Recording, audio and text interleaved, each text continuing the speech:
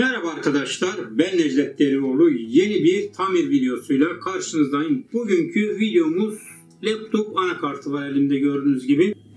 Arızası en zor arızalardan birisi. Elektronik olmamasına rağmen en zor arızalardan birisi.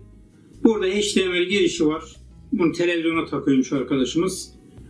Bunun içerisindeki plastik var bildiğiniz gibi. USB portlarda da var aynısından. Bunu çocuklar kırmışlar. Aramızı yakına getirelim. Bu portu buradan bir sökelim. Daha sonra ertesi gün bulabilirsek getirelim. Yerine takalım.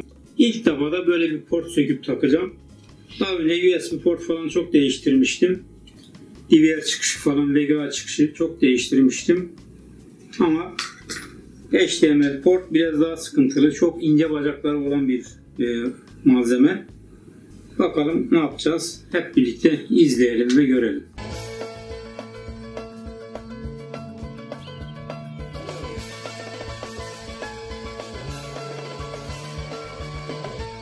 Şimdi şöyle parçasını alalım. Gördüğünüz gibi şu parça kırılmış. İçerisindeki plastik parça. Bunu öncelikle etrafını güzel izole etmemiz gerekecek. Şöyle bant keselim hemen öne hem arkasına.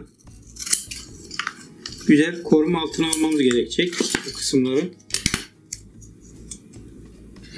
Hemen arka kısmı gördüğünüz gibi bayağı kalabalık.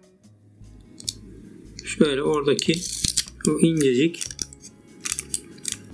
diyotlar, dirençler, entegreler koruma altına almamız gerekecek. Bu uç kısımlarına bir miktar flex sıkalım.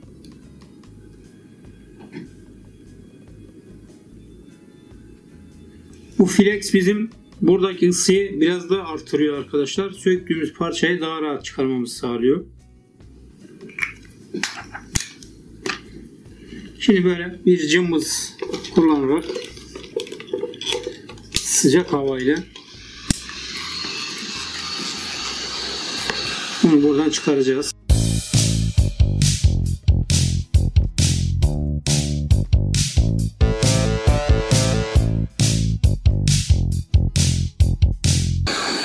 Evet, parçamızı başarılı bir şekilde söktük. Parçamızı söktükten sonra bu kısmı biraz temizleyelim.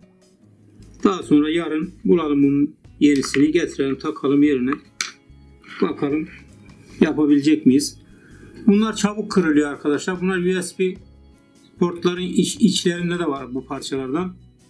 Bunları kullanırken biraz dikkat etmek lazım. Dün söktüğümüz HDMI girişini tedarik ettik arkadaşlar. Bir adet. Şimdi gelin öncelikle şöyle bir kenara koyalım. Başına bir iş gelmesin. Delik kısımlarını lehimle dolu gördüğünüz gibi. Özellikle şu bacakların takıldığı iki kısım. Oraları bir şekilde ısıtıp boşaltmamız gerekiyor. Öncelikle şu kısımlara biraz lehim vuralım. Şöyle lehimlerimi tazeleyelim. Şöyle bacak kısımlarına. Daha sonra bu işlemi yaptığımız zaman buradaki lehimlerin daha rahat çıktığını göreceksiniz arkadaşlar. Aşağıdaki lehimleri çürütüyoruz bir bakıma. Ondan sonra pompamızla buradaki uçları temiz bir şekilde boşaltabiliriz. Bunu yapmanızı özellikle öneriyorum. Gerçekten işe yarıyor. Lehimlerin buradan daha çabuk çıktığını göreceksiniz.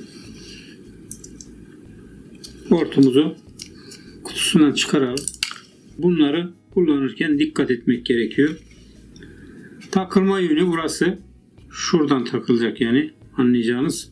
Şu işlemcinin olduğu kısım üst kısım oluyor bizim.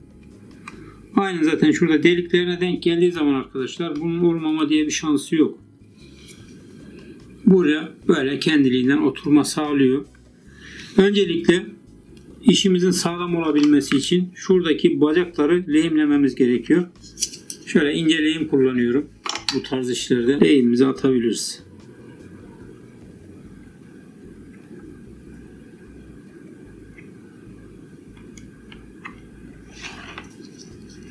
İki taraftan da lehimliyoruz.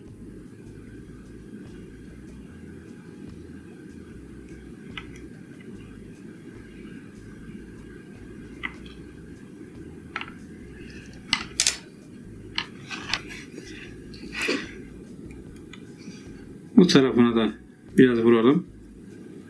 Dediğim gibi fazla taşırmaya gerek yok. Lehimi kaliteli lehim kullandığınız zaman fazla lehim vurmak parçanın sağlam olması anlamına gelmiyor.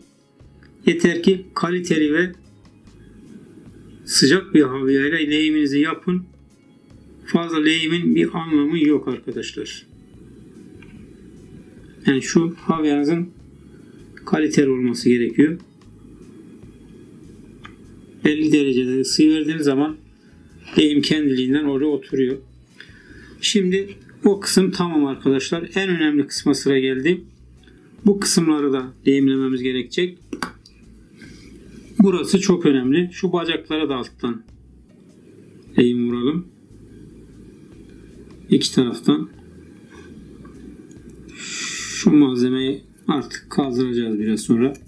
Herhangi bir parça çıkmadı burada. Gördüğünüz gibi minicik parçalar var. Mikro dirençler var orada. Mikro diyotlar var. Onlardan birini kopardığınız zaman bu cihaz çalışmaz. En önemli yere sıra geldi. Şimdi burada ince bir havya ile tek tek lehimleyeceğiz bunları. Lehim yaparken pasta kullanacağım ben. Tavsiye ederim. Kesinlikle işe yarıyor. Burada aynen bir cerrah titizliğiyle, aynen büyüteç altında da yapabilirsiniz bunu. İnce lehimle, ince uç bir havya ile bu kısımları teker teker bacakları lehimle buluşturacağız arkadaşlar.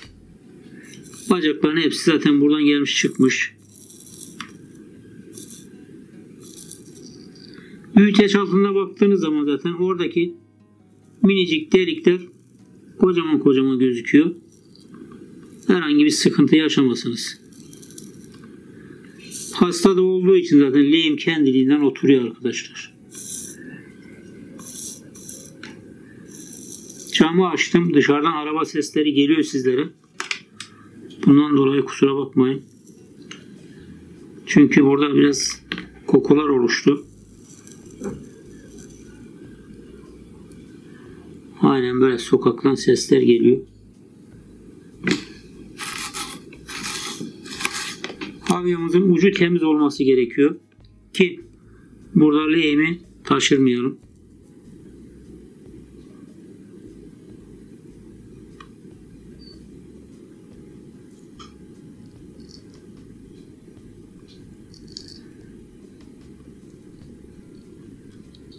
Burada sabırlı olacağız. Kesinlikle acele etmeyeceğiz. Tek tek.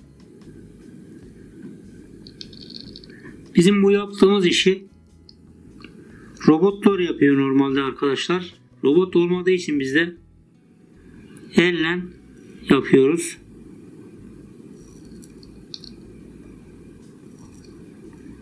Ama sabırlı olduktan sonra robotun yaptığı işin aynısını burada yapabilirsiniz. Hiç sorun değil. Buradaki pasta bizim işimizi çok kolaylaştırıyor. Lehimi atar atmaz hemen oradaki aşağıdaki uçlara böyle kuzunun annesine koşar gibi koştuğunu görüyorsunuz arkadaşlar.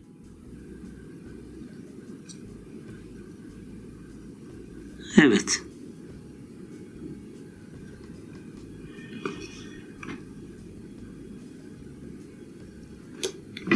İşlemimiz bitti. Şimdi bu kısmı yıkayalım. Bunu normalde ben içeride yıkamıyorum ama epeyden beri şikayet geliyor sizlerden. Necdet abi sen yıkama işlerini neden videoya yansıtmıyorsun? Arkadaşlar genelde balkonda yapıyorum. Çünkü odanın içerisi tiner kokuyor.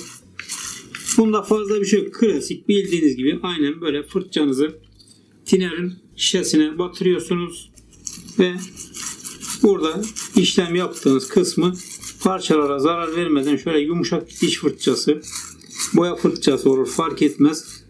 Temizliyorsunuz. Bu kadar. Yani bu kısımları genelde videolara yansıtmıyorum. Sizlerden yoğun talep geliyor. Neden yansıtmıyorsun? Bu şekilde arkadaşlar. Başka bir bunun sihirli yöntemi yok zaten. Son halimiz aynen bu şekilde arkadaşlar. Yıkadıktan sonra tertemiz oldu. Burada herhangi bir parçalarda falan çıkma, düşme olmadı. Bu işlemi yaptıktan sonra şu arka kısma dikkat edelim. Burada herhangi bir parçalardan falan yerinden çıkan var mı yok mu? Bunlar çıkmışsa zaten bir şekilde bunlardan minicik zaten buraya takmak gerekiyor. Yoksa cihazınız çalışmayacaktır. Keşke cihazın diğer kısımları da burada olsaydı. Takıp bir test etme şansımız olsaydı. Ama ben %100 eminim. Çünkü düzgün bir şekilde yerine takıldı ve buradaki parçalarımızın hepsi de yerli yerinde sapsağlam bir şekilde duruyor. Bir dahaki videoda buluşana kadar burada izlediğiniz videoları paylaşarak kanalımıza destek olabilirsiniz.